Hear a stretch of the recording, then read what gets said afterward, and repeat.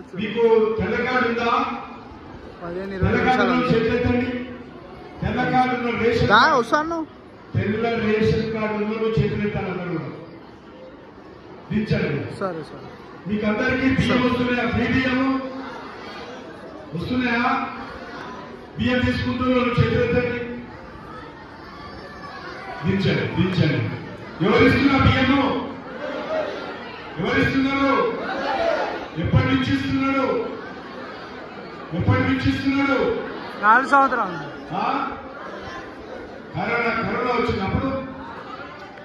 Corona వచ్చినప్పటి నుంచి మనకందరికీ 3000 బియ్యం ఇస్తున్నారు. కరోనా అప్పుడు లాక్డౌన్ అయిందా? అని బంద్ అయిపోయినాయా?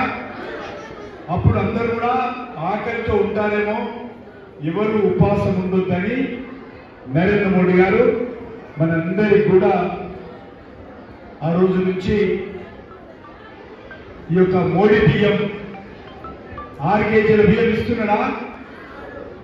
అంతేకాదు నరేంద్ర మోడీ గారు మనందరికి ఇంజక్షన్ ఇచ్చాడు. మీరందరూ ఇంజక్షన్ తీసుకున్నారా? మీరందరూ ఇలా కరోనా ఎవరికైనా వచ్చిందా? ఎవరికి వచ్చింది కరోనా? నాకైతే వచ్చింది. మీకు వచ్చింది ఎవరికైనా కరోనా?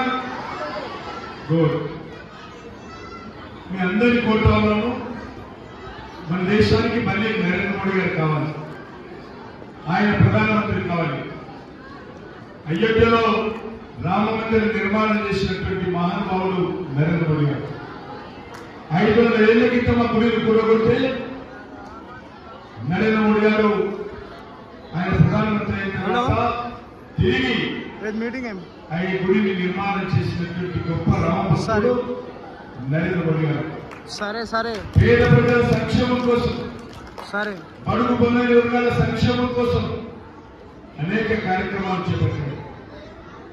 నరేంద్ర మోడీ గారికి ఈరోజు గిరిజన ప్రాంతాల్లో, ఆదివాసీ ప్రాంతాల్లో, లంబడి తండాల్లో ఎక్కడికి వెళ్ళినా కూడా ఆశీర్వాదం ఇస్తున్నారు ప్రజలు.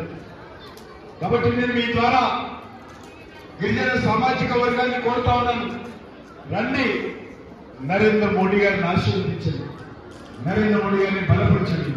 నరేంద్ర మోడీ గారి నాయకత్వంలో దేశం మరింత శక్తివంతంగా ముందుకెళ్లాల్సినటువంటి అవసరం ఉందని చెప్పి మీ అందరూ కోరుకుంటూ, మరి మీ అందరికీ పేరు పేరున ధన్యవాదాలు తెలియజేస్తూ సెలవు తీసుకుంటున్నాను. భారత్ మాతాకి జై. ధన్యవాదాలు.